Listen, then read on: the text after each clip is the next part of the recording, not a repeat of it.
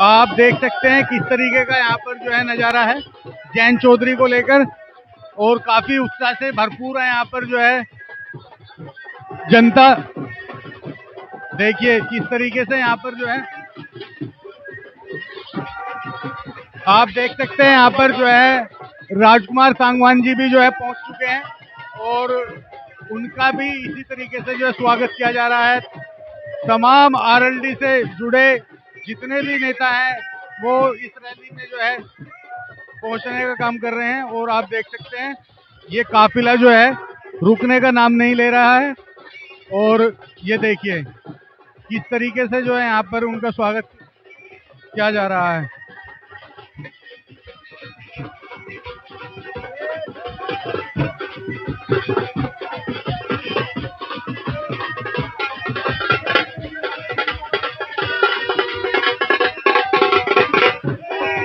ये देखिए तमाम लोग यहाँ पर जो है फूलों की जो है बरसात कर रहे हैं, और आप देख सकते हैं कितना उत्साह है इनके अंदर जयंत चौधरी के यहाँ पर जो है आने को लेकर। ये देखिए ये देखिए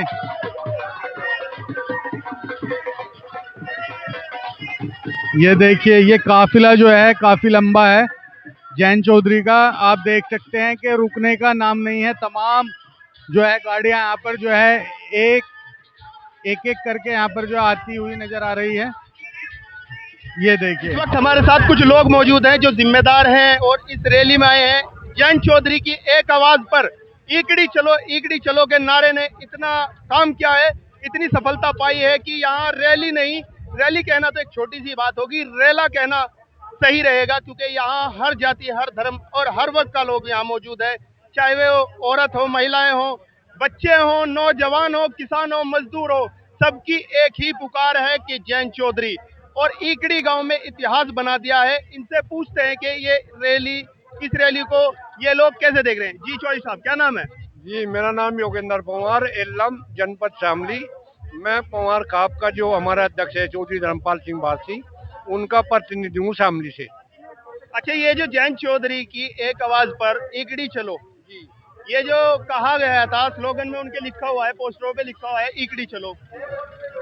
इस ईकड़ी चलो के नारे ने और एक आवाज पर जयंत चौधरी की यहाँ हजारों की संख्या में नौजवान, महिलाएं, बूढ़े सभी इकट्ठा हो गए।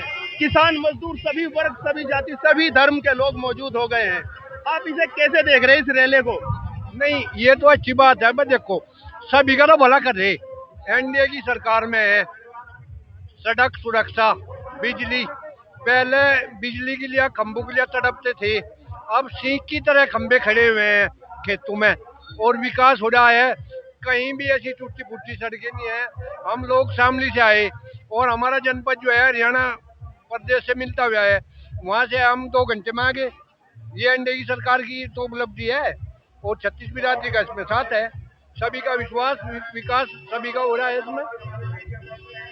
2027 विधानसभा चुनाव, सभी दल इसकी तैयारी कर रहे हैं। जयंत चौधरी भी इस तरीके की रैलियां कर रहे हैं, और ये पहली रैली होगी मेरे हिसाब से। तो क्या ये संदेश है विपक्षी पार्टियों को जयंत चौधरी का कि पब्लिक ऐसे नहीं मोहब्बत से जुटाई जाती है, जो अपने होते हैं वो चाहे ईकड़ी हो या लखनऊ हो, जयंत चौधरी की एक आवाज पर हर वर्ग का लोग इकट्ठा हो जाता है। क्या उन पार्टियों को, विपक्षी पार्टी जो उत्तर प्रदेश में पैसों का, अभी अखिलेश यादव ने कहा कि 40,000 हम महिलाओं को देंगे, क्या ऐसे लोगों को सबक सीखना चाहिए जयंत चौधरी से इस तरह की रैली देखकर? नहीं, सबक की तो ऐसी बात है, देखो भाई, पैसा तो बच्चा भी नहीं छोड़ता। पैसा तो ऐसी चीज है, पैसा तो दुआ हो सब है। ये तो फेल हो रहा मामला। अखिलेश यादव ने ये कहा कि मैं 40,000 रुपए दूंगा महिलाओं को, उसके बावजूद भी इतना हुजूम जुड़ा हुआ है यहाँ। नहीं, हजूम तो जुड़ रहा है, अच्छी बात है, पर पैसा तो मिलना चाहिए, क्या बुराई है? पैसा तो महिलाओं को भी दे, पुरुषों को भी दे। भाई हम भी तो कमा रहे, हम कमाई करते हैं, पूरा दिन मेहनत करते हैं, पैसे के लिए तो करते हैं, या तो कोई बुराई की बात है नहीं, पैसा सब है मिले। क्या किसानों के और मजदूरों के मुद्दे बेबाकी से उठाते हैं जयंत चौधरी पार्लियामेंट में? हाँ, बिल्कुल बिल्कुल उठाते हैं, और उठानी चाहिए, क्योंकि हमारी आपकी सभी की वोट तो बने हैं, सभी धर्मों की वोट से राजनीति में है। इसमें जो है सारी बिरादरी भी है, मुस्लिम भी है, हिंदू भी है। जैसे चौधरी चरण सिंह ने नारा दिया था अजगर का, वही तो आज प्रदर्शित हो रहा है।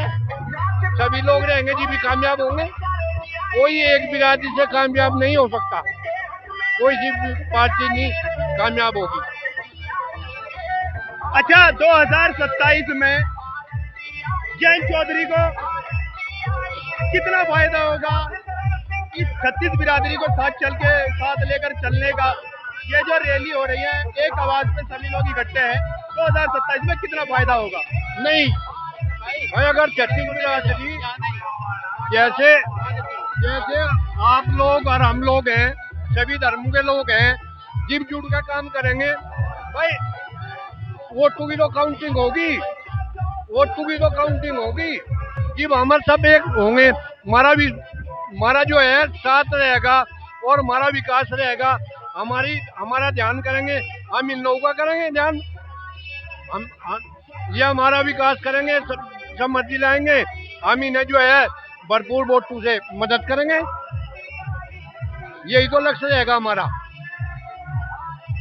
2027 में अगर एनडीए की सरकार बनती है तो जयंत चौधरी का क्या पद देखना चाहते हैं आप लोग? नहीं, हम दोनों देखना चाह रहे भाई, उत्तर प्रदेश का मुख्यमंत्री से बना दे भाई। किसान आबादी है, उन्हें भी फायदा होगा, उन्हें और दूसरे प्रदेशों में फायदा होगा, इसका सब लाभ मिलेगा। आपका भला होगा, हमारा भला होगा, सब मिलकर हम अपना वो करेंगे, विकास होगा, पूरे देश का विकास होगा, विकास देश को लाभ होगा। तो ये थे कुछ जिम्मेदार लोग जिन्होंने अपनी बात बेबाकी से रखी और इगड़ी चलो का जो नारा था जयंत चौधरी का, वो खासा उसका असर देखने को मिल रहा है कि हर वर्ग, हर जाति, हर समाज के लोग यहाँ मौजूद है, चाहे वो महिला हैं या बच्चे हैं या नौजवान हैं, सभी लोग और सभी 36 बिरादरी के लोग यहाँ मौजूद हैं। अब हमारे साथ एक चाचा जी हैं, इनसे इनका नाम जानते हैं और पूछते हैं कि ये जो इकड़ी में आज 25 अप्रैल को रैली है जयंत चौधरी जी की आरएलडी की तरफ से, एकता रैली जी, क्या मुद्दे हैं और किन मुद्दों को लेकर आप यहाँ पर आए हैं?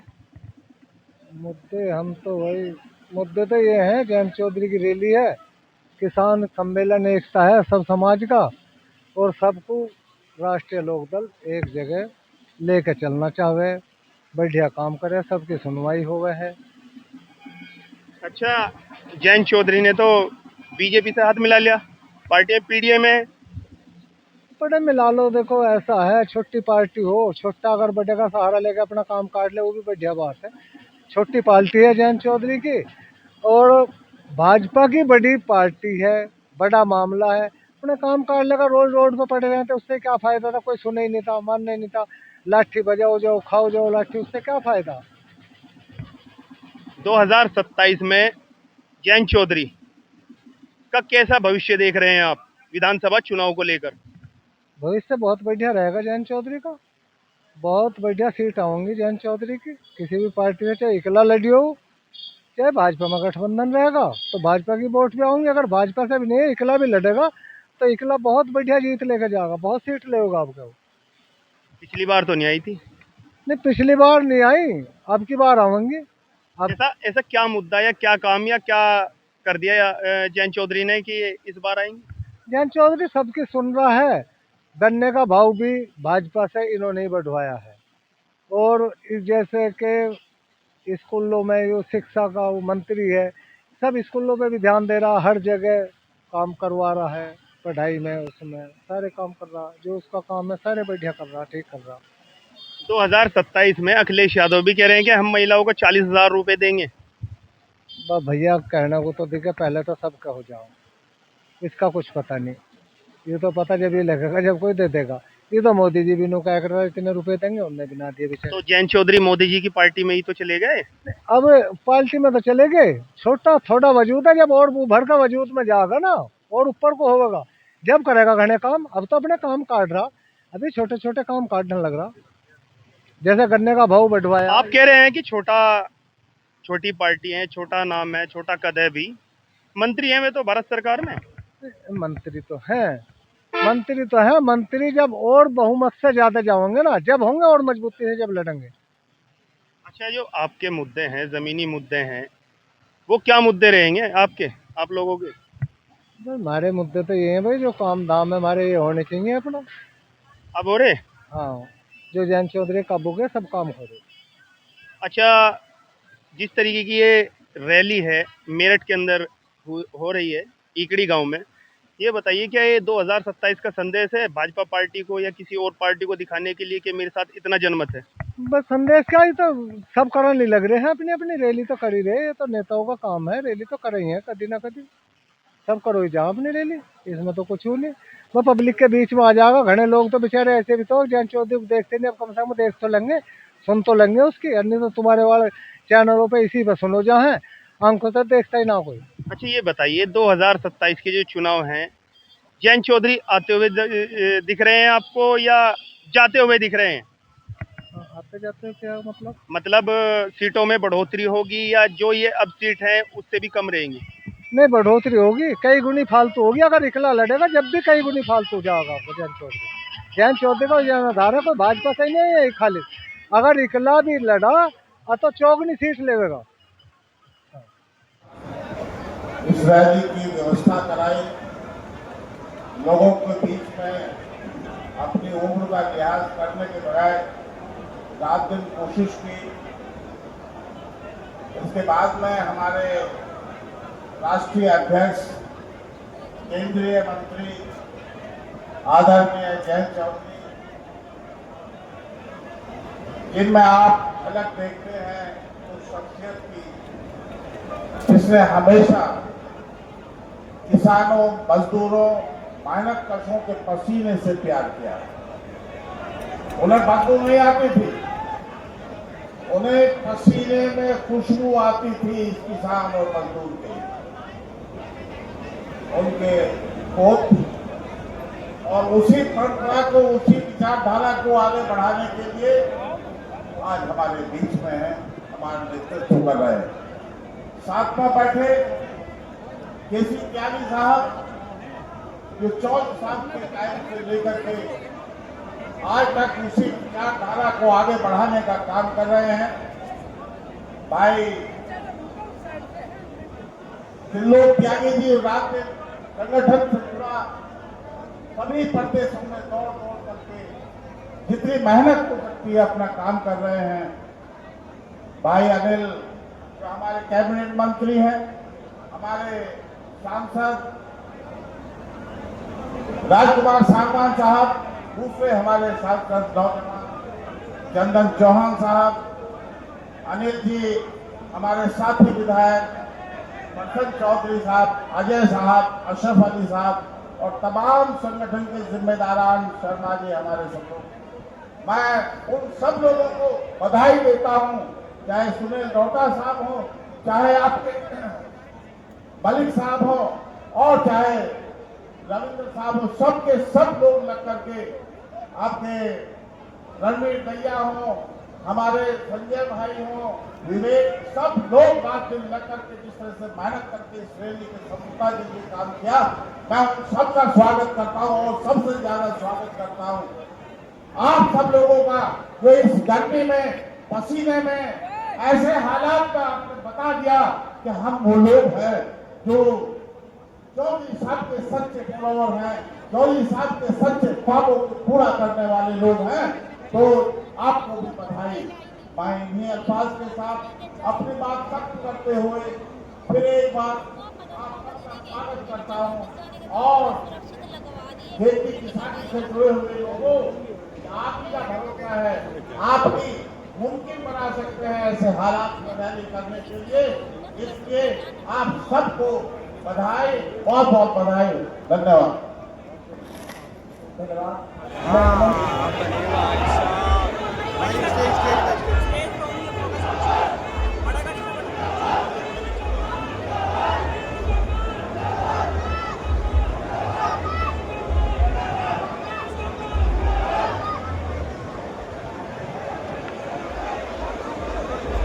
मैं आमंत्रित करता हूं श्री राजेंद्र शर्मा जी को, वो आए और अपनी बात।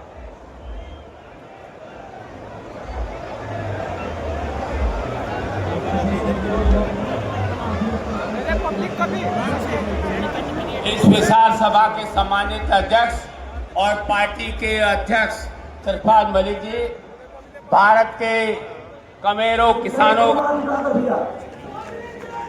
चौधरी प्रेम सिंह, चौधरी प्रेम सिंह, राष्ट्रीय लोकदल। धन्यवाद भाई, हमारे अध्यक्ष को बधाई। ईगड़ी इनका गांव है, मेरा भी गांव है। चौधरी अजीत सिंह जी बहुत लगाव मानते थे गांव से, और मुझे जानकारी नहीं थी। मुझे ख्याल आया बैठे बैठे, क्योंकि नया नया जिला पंचायत की जड़ा सदस्य बना, तो भावना थी कि यंग लड़का है, परिवार से है, जिसका पुराना नाता सेवा बना, मौका मिलना चाहिए। चुनाव जिता दिया आपने, मेंबर बन गए। फिर संगठन में परिवर्तन की जो बात आई, तब फिर इनका नाम आया। मैं नहीं जानता कब कैसे क्यों हुआ, लेकिन इन्हीं के नाम पे कलम चल गई मेरी। कुछ विश्वास रहा होगा, लेकिन मैंने सोचा ही नहीं था। अभी मैंने बैठे बैठे पूछा कि तुम्हारी उम्र कितनी है, तब मुझे पता लगा 28 वर्ष के। अब गाड़ी बना लिए ताकि लोग थोड़ा इन्हें गंभीरता से लें। पूरी उम्र पड़ी, ये गलती भी करेंगे, आप सब निभा लेना। यही उम्र काम करने की है, तेज रफ्तार से काम करेंगे। और उनकी बहुत प्रबल भावना की इच्छा थी कि मैं अध्यक्ष बनाऊं, एक मौका मिलना चाहिए। गाँव में आप आइए, लोग एकत्रित होंगे, समाज के, पार्टी के सब जिम्मेदार लोग। अच्छा वो मंच हमारा सजा हुआ है, जनप्रतिनिधि यहाँ मौजूद हैं, और केसी त्यागी जी दोबारा आपके बीच घूम फिर के आए हैं। मैं मन दिल यही था, स्वागत करता हूँ। दिल बहुतों का यही रहता है। मैं नहीं जानता, रोज मैं मुलाकात करता हूँ, फलाने दल में नेता, फलाने दल में नेता आके कहते देखो आपको चौधरी को मानते हैं, हमारा दिल तो उनसे ही। मैं कहता हूँ दिल, जब दिल का जुड़ाव है और साथ होने को कितना, तो त्यागी जी ने वो भी तो जो दूरी थी, अब कोई बहाना नहीं है। त्यागी जी, केसी जी आ गए हैं, लोकदल को भी मजबूती मिलेगी। और लोकदल का परचम सिर्फ ईगड़ी और सिर्फ मेरठ और सिर्फ पश्चिम उत्तर प्रदेश में नहीं, देश में जिस तरह से चौधरी चरण सिंह जी के समय, चौधरी अजीत सिंह जी के समय एक विराट अस्तित्व, चौधरी चरण सिंह जी के विचार अभी भी उनकी आवश्यकता है, वे प्रासंगिक हैं। बहुत कुछ अगर आप उनके विचारों को पढ़ेंगे, अध्ययन करेंगे, बहुत कुछ उसमें से अभी भी सीखने को मिलता है। लंबे अनुभव उनके साथ काम करने वाले लोगों के हैं, तो अभी भी मुझे यहाँ सभा में देख रहे हैं। मैं मानता हूं कि आज के राष्ट्रीय लोकतंत्र में जो भविष्य की चुनौतियों को के लिए हमारे समाज को, इस क्षेत्र को तैयार कर रहा है, सरकार में भी हमारे प्रतिनिधि शामिल है। सरकार में हमारी ये पुरजोर कोशिश रहती है कि सरकारी योजनाओं का लाभ आप तक पहुंच सके। लेकिन मैं ये मानता हूं कि जब मुझे अवसर मिलता है और किसी ऐसे कार्यकर्ता का सम्मान मैं कर पाता हूं जिन्होंने कभी चौधरी अजीत सिंह जी के साथ काम किया हो, जिन्होंने कभी चौधरी चरण सिंह जी को देखा हो या उनके साथ काम किया हो, उनके करीब रहे, तो मैं ये मानता हूं अंदर अंदर कि मैं किसी तरीके से चौधरी अजीत सिंह जी को मैं अपने करीब रख रहा हूँ। और चौधरी चरण सिंह सिर्फ आदर्श नहीं, वो भी मैं अपने करीब रख रहा हूँ जब मैं उनके साथ काम करने वाले लोगों को अपने साथ करता हूँ। इसलिए ये अनोखा मिश्रण नौजवान है, मैं भी अपने आप को भी उसी श्रृंखला में जोड़ लेता हूँ कुछ देर, लेकिन हमें पुराने रास्ते पे चलना है, नए लोग भी जोड़ने हैं। ये भी जरूरी नहीं है कि सब पुराने रास्ते का आदमी कामयाब हो। सारी नीति पुरानी निकाल के लाओगे और वही आप लागू करने की सोचोगे, ठानोगे, तो वो भी सफलता आपको उसमें नहीं मिल पाएगी। आज के परिप्रेक्ष्य में क्या चीज संभव है, क्या चीज होनी चाहिए। लोकदल के बुद्धिजीवी, मेरठ क्रांति की धरती है, मेरठ इंटेलेक्चुअल्स की धरती है, मेरठ विश्वविद्यालयों की धरती है, मेरठ छात्रों छात्राओं की भूमि है। एक नवीन विचार, यहाँ का नवाचार देश और दुनिया तक पहुंचता है। तो इसलिए आज लोकदल की इस अहम बैठक में मैं आपसे अपील करना चाहता हूँ, खासतौर पर नौजवानों से कहना चाहता हूँ कि हर एक नौजवान, यहाँ पे बैठे हर एक छात्र और हर एक छात्रा है, अगर आप 10 को जोड़ेंगे तब जो आप पार्टी के लिए चाहते हैं उन चीजों को हम हासिल करें। ये दल आपका दल है, मैं आपका ही हूँ। ये सारे लोग जो आपके बैठे हैं सामने मंच पे, ये भी आपके बीच के, और आपका भला कैसे हो, ये रास्ता विकास का, हम उस रास्ते को, उस पथ में कैसे मजबूती से चल सकते हैं, उस पे आत्ममंथन हम लोगों को करने की जरूरत है। इस कार्यक्रम का एक मूल उद्देश्य है, हमने जो नाम रखा है वो एकता, और एकता के क्या मोल है, क्या भाव है, लोकदल का कार्यकर्ता भली भांति जानता। चौधरी चरण सिंह जी कहते थे कि किसानों में बंटवारे नहीं होने चाहिए, किसानों की कोई जाति नहीं है। वो चाहते थे किसान, कामगार, किसान, मजदूर, गांव का भूमिहीन भी, उस समय क्योंकि खेतीहरी थे वो मजदूर, उन सबको साथ मिलकर लेके राजनीतिक मुख्यधारा में उनको लाने की जो उनकी कयावत थी, उसी का नाम लोकदल है। और आज हमारे क्षेत्र में सौहार्द बना रहे, हिंदू मुसलमान सभी धर्म को मानने वाले लोग आपस में भाईचारे के भाव के साथ रहें, काम करें, एक दूसरे की मदद करें, सहयोग करें, एक दूसरे को कंधा दें, सुख और दुख का साथ। यही समाज की जो पहचान होती है वो पहचान बरकरार रहे। और ये इसलिए भी जरूरी है कि जहां तनाव होता है, चाहे जातिगत आधार पे हो, चाहे किसी और आधार पे कोई भेद अगर समाज में होगा तो वो समाज पिछड़ जाएगा। एक बड़ी चीज है जो अभी हमें दिखाई नहीं देती। अक्सर समाज में कुछ ऐसी चीजें हैं, कुरीतियां हैं जो लंबे समय से चलती आई हैं, हमें तब पता लगती है जब वो एक बड़े रोग के तौर पे हमारे सामने आती है। सबसे बड़ी समस्या, ज्वलंत मुद्दा हमारे क्षेत्र के लिए और समाज के लिए और पूरे देश में चीजें हैं, उत्तर भारत में शायद नहीं, ज्यादा व्यापक तौर से देखी जाती है, वो है महिलाओं की भागीदारी। इस सभा में आप देख लो, आप अपनी संख्या में नाप लो, ऐसा तो है नहीं कि इतनी गांव में 50% महिलाएं नहीं है, जितने पुरुष है उतनी महिलाएं हैं। लेकिन शायद आपने ढंग से बुलाया नहीं, शायद आपने वो विश्वास नहीं दिया कि ये सभा तुम्हारी भी है, ये दल तुम्हारा भी है, ये मंच तुम्हारा भी है, ये परिवार तुम्हारा भी है, ये जिम्मेदारी तुम्हारी भी है। आज महिलाएं प्रधान बन रही हैं, बच्चों की देखभाल करती हैं, आंगनबाड़ी है, आर्म फोर्सेज में है। मेरठ का आदमी बहुत गर्व से कहता है कि हमने तो क्रांति की युद्ध देखे हैं। धन सिंह कोतवाल जी का नाम लिया जाता है, सम्मान के साथ, अदब के साथ। महाराजा कदम सिंह जी का लिया जाता है, बाबा छावल जी का लिया जाता है। आज भी कोई ऐसा युद्ध लड़ा जाएगा तो उसमें मेरठ के ही, इसी क्षेत्र के, इसी कर्मभूमि के हमारे नौजवान लहू बहाने का मौका अगर मिलेगा, अवसर मिलेगा, तो अपने साथी आगे काम करके रखते हैं ये क्षेत्र की पहचान। लेकिन हमारी बेटियां भी हैं, आपको बेटियां तीनों विंग में है, ऐसा कोई काम नहीं जो हमारी बेटियां नहीं कर रही। और मुझे खुशी से बताने में खुशी हो रही है कि आप शिक्षा के क्षेत्र में भी देखेंगे, जो बुनियाद है स्कूल, वहां भी पहले भागीदारी कम होती थी, आज बेटियां हर पैमाने पे लड़कों से आगे चल रही। यूपी बोर्ड का रिजल्ट आया है तो लड़कियों ने टॉप किया, दोनों के बराबर अंक आए, दोनों टॉपर महिलाएं हैं, लड़कियां हैं और छात्राएं। फर्क जो राष्ट्रीय सर्वेक्षण होता है उसमें भी नतीजे लगातार उसमें देखा जाता है कि महिलाओं की, बच्चियों की भागीदारी शिक्षा की गुणवत्ता में उनकी गिनती बढ़ रही है। और मुझे ये भी खुशी है कि हमारी यूपी की सरकार शिक्षा को प्राथमिकता दे रही है।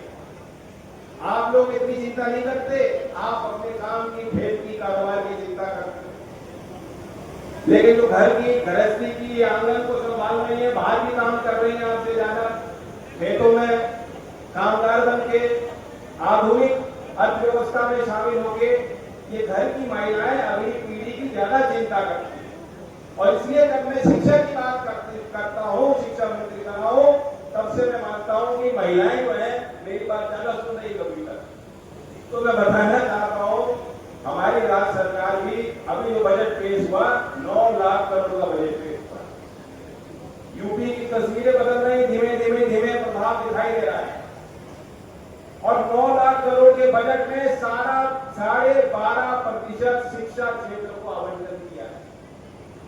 ये सब लोग जानते हैं, दक्षिणी भारत में कुछ राज्यों में लीड ली थी, केरल जैसे राज्य में, तमिलनाडु जैसे राज्य में, आंध्र प्रदेश और तेलंगाना दोनों राज्य में बंटवारा हो गया, तेलंगाना नया राज्य बना है।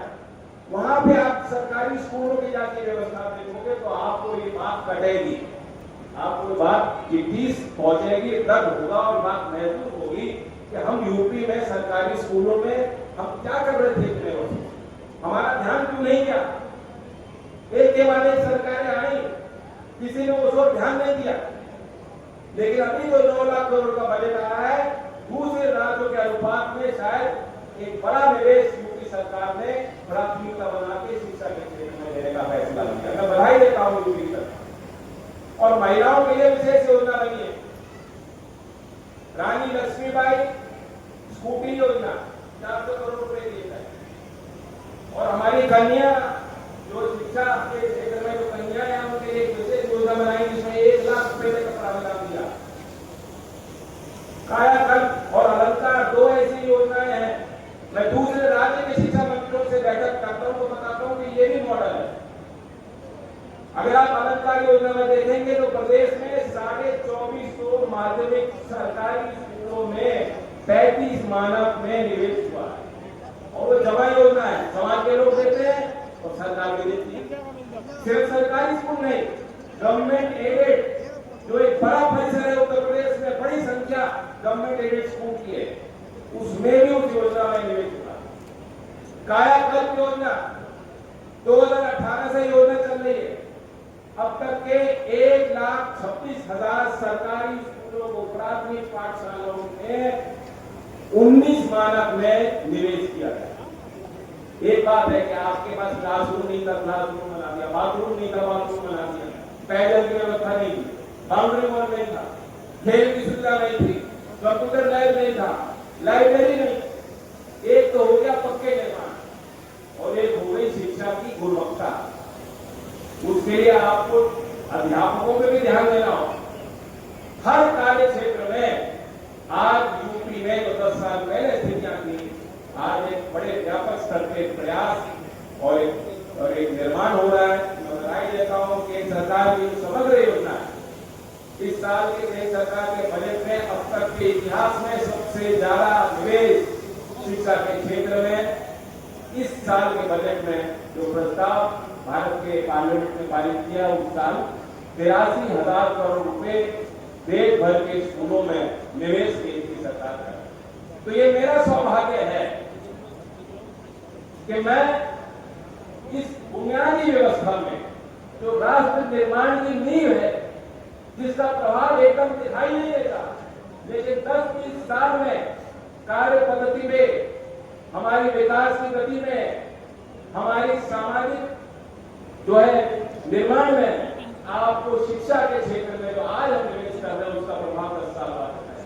मुझे खुशी है कि मैं इस यात्रा में छोटा सा अपना जो है आहुति दे पा रहा। यही रासना के बैठे हमारे पद, मैं आपको धन्यवाद देता हूं। आपने रुचि दिखाई और आपने मांग की कि हमारे इतना पुराना पाठशाला है, पुरानी तस्वीर जानकी के पास थी, चौधरी चरण सिंह जी गए, उसका पत्थर लगा था उस शिक्षण संस्थान, जहां मुझे ऐसे कितने लोग जिनके खून और कर्म में सामाजिकता और जो चाहते हैं संस्थाओं का निर्माण, वहां मुझे खुशी होती है कि मैं अपना योगदान दे पा रहा हूँ। राजस्थान में भी खेल का एक निर्माण मेरी सांसद मेरी पहुंच रहा है।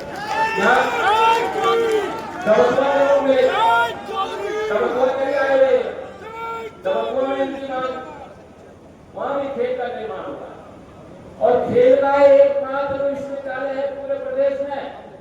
अब ऐसे 14 विश्वविद्यालय अनेकों राज्य में बन रहे हैं, लेकिन नींव उत्तर प्रदेश ने ली मेजर ध्यानचंद जी के नाम से वो निर्माण भी कहीं दूसरे क्षेत्र में नहीं हो रहा, वो भी यही सरदना विधानसभा क्षेत्र में, यहाँ से मात्र 10 किलोमीटर की दूरी होगी, वहाँ 15 किलोमीटर की दूरी होगी, वहाँ उस परिसर को मैं देख के आता हूँ।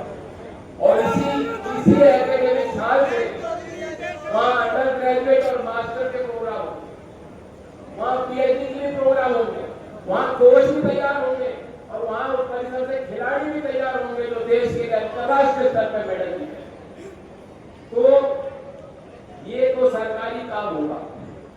कौशल विकास की भी अनेक संभावनाएं, यही मेरठ में साकेत में जो सरकारी ITI शायद उत्तर प्रदेश में सबसे पुरानी ITI है, बड़ा परिसर है, 20-25 एकड़ का निर्माण चौधरी चरण सिंह विश्वविद्यालय से लगा हुआ क्षेत्र है। आज तक मुझे नहीं लगता किसी सरकारी योजना के अंतर्गत उस संस्था को लिया गया।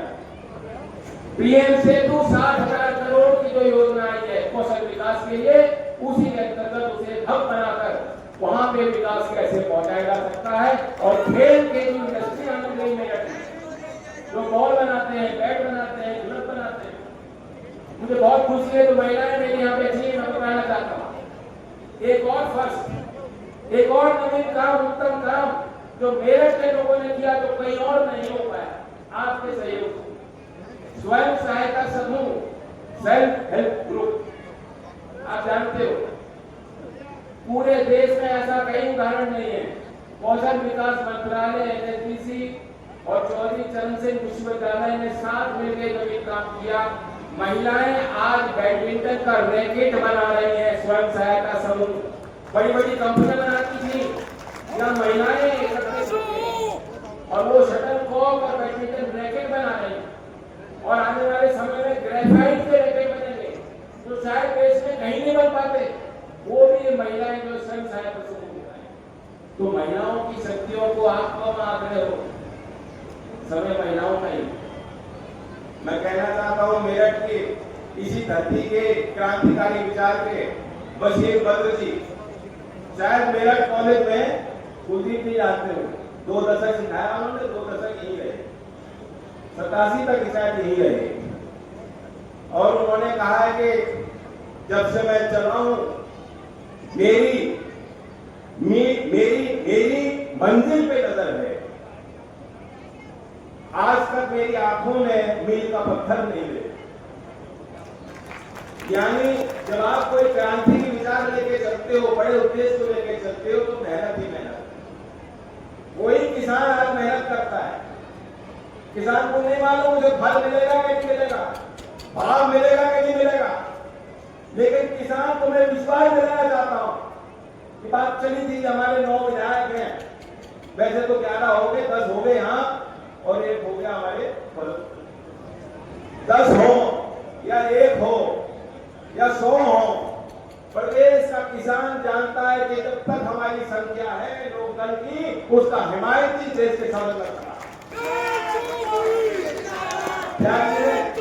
खिलौड़ी ने तो बड़े प्यार से बताया, मुख्यमंत्री जी ने बड़ा दिन दिखाया, मैं धन्यवाद देता हूं। वरना कोई ऐसी पार्टी नहीं है जो दूसरे दल को श्रेय दे दे। ऐसा कोई मुख्यमंत्री नहीं होता कि दूसरे पार्टी का सहयोगी दल का नाम नहीं लेते लोग। उन्होंने सदन में लिया और उन्होंने प्राइवेटली भी कहा कि जब लोकदल का विधायक जीता था तो मुझे गन्ने की बात नहीं चिपटता। भाव का क्या होगा, भाव कैसे मिलेगा, पेमेंट क्या होगा, तो हमारे तो कोई भी जो प्रतिनिधि होता है वो जाके यही कोशिश उनकी होती है कि किसानों को लाभ पहुंचे। आज किसानों के पास समस्या कम नहीं हुई, ज्यादा ही हुई। बजट में घोषणा हुई थी कि केसीसी का 3 लाख का जो लिमिट था वो 5 लाख कर दिया गया, लेकिन मुझे जानकारी है अभी भी जो किसान जाते हैं बैंक में उन्हें केसीसी में 5 लाख तक का लोन नहीं मिल रहा। अभी भी जो है 3 लाख की पाबंदी थे, पहले समझा देते उल्टा। बात सही है कि नहीं है?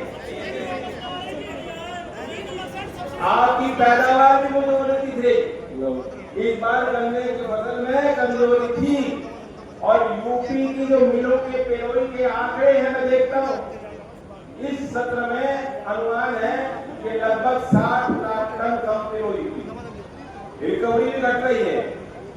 इस सब में जो पुराना बीज जो आपके फायदे का था, अब जब तक कोई नई पद्धति नहीं आएगी, तकनीक आएगी या कोई अनुसंधान में कोई नया इजाद चीजें होंगी या वो किसान तक पहुंचेगी, लैब टू फार्म, जब तक हमारे कृषि विश्वविद्यालय, हमारी प्राइवेट इंडस्ट्री जो सिर्फ देखती है कि हम इथेनॉल बना दें और बेच दें और मुनाफा करें, उनको ये भी देखना चाहिए कि हम नई पद्धति से कैसे किसान को जोड़ें और किसान की पैदावार कैसे बढ़े। इसमें निवेश सरकार तो करेगी, लेकिन प्राइवेट इंडस्ट्री की बड़ी भूमिका है। तो मैं मंच के माध्यम से अपील करता हूं कि जो इस्मा है, प्राइवेट उद्योग है, उन पे भी हमारी एक कड़ी निगाह नजर रहेगी। लोकदल के हिमायती लोगों को भी मैं कहूंगा कि तुम भाव और पेमेंट का दबाव बनाते हो, तुम ये भी कहो कि ये आके किसानों के बीच आए, ये कृषि विज्ञानों को भेजे, लैब में बंद होकर वो काम जो कर रहे हैं उनको जमीन पे आके देखना चाहिए कि किसान क्या चीज को राजी है और किससे किसान अपना फायदा।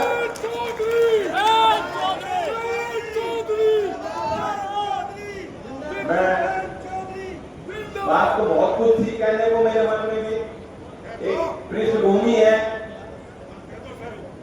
माया त्यागी कांड से लेकर जब यहाँ आप लोग निकल के आए थे, सहयोग की भावना, आंदोलनकारी के तौर पे निकले थे, जुनून सवार था। किसी ने दाएं बाएं नहीं सोचा, पर ये देखा चमन साहब ने कह दिया है तो बस हमें करना, करो या मरो, किसी की बना दिया। और यही जन भावना हमें फिर अपनी जिंदा रखनी है, जीवंत रखनी है, एक दूसरे के आपस में मेलजोल रहे, यही लोकदल की मजबूती रही। और जब आप भाईचारा को जिंदा रखोगे, आपस में तालमेल बना के रखोगे, तो हमारे विधायक और सांसदों की गिनती भी अपने आप बढ़ती चली जाएगी। यही बात चौधरी शरद सिंह जी हमें सिखा गए, चौधरी अजीत सिंह जी की तो यही इच्छा थी। आखिरी चुनाव इसी लोकसभा क्षेत्र से लड़ने का निर्णय भी उन्होंने लिया था कि उनको इस भाईचारे का निर्माण करना। तो इसलिए दोबारा कभी हम लोग गलती ना करें, इससे हम सीख लें और जो भी आप लोगों की भावना होगी उसी अनुरूप मैं भी कार्य करता ही रहूंगा। मैं आप कुछ चीजें आपको बता पाता हूँ, कुछ चीजें ऐसी हैं जिसपे हमें और सोच विचार करने की जरूरत। हमारे पार्टी के लोग, हमारे कार्यकर्ता बेहद मेहनती, बहुत से ऐसे लोग हैं जिनसे मेरी मुलाकात ही नहीं हुई, आज तक नहीं। कई ऐसे गांव हैं तो कभी देखते ही नहीं, एक होके वोट करते हैं पक्ष में, वो मानते भी नहीं कुछ। आज तो मैं सरकार में हूं, आज हमारे मंत्रियां बैठे, कैबिनेट मंत्री, जो चाहोगे तो लखनऊ में जाके कह सकते हैं, प्रयास कर सकते हैं। लेकिन बहुत से ऐसे बड़े लोग हैं, वो अपने लिए नहीं है, उन्हें उसमें से बड़ी तस्वीर थी, वो राष्ट्र निर्माण में योगदान देना चाहते हैं। वो चौधरी चरण सिंह जी को अपना मानते हैं और उस विचारधारा को बढ़ाना चाहते हैं। लेकिन कभी कभी बहुत से हमारे नेता ऐसे भी हैं, शायद वो भी नहीं समझते इन बातों को, अक्सर अपने पर्सनल काम, मतलब मुझे तो लगता है कि रोज सुबह उठ के मैं 100 के तबादले करूंगा। नीतियों को भी देखो, थोड़ा पढ़ना लिखना, नौजवानों को खासतौर से कहना, ये जो पीढ़ी थी ना जो पगड़ी टोपी पहन के अंदर थे, इनके बाद क्या करोगे आप? अब ये थामे बैठे हैं समाज, कठिनाई होती है तो ये संभाल लेते चीजों, अब आपको करना, लेकिन इसके लिए आपको फौलाद की तरह आपको अपने आप को तैयार करने की जरूरत है, ढालने की जरूरत है। आज शुगर कंट्रोल ऑर्डर ड्राफ्ट नियम केंद्र सरकार ने जारी किए, सच बताओ किसानों को जानकारी है? 1967 में बने थे, अब ऑर्डर 2026 में नया ऑर्डर निकलने जा रहा है और 20 मई तक, अभी 1 महीना है, जनता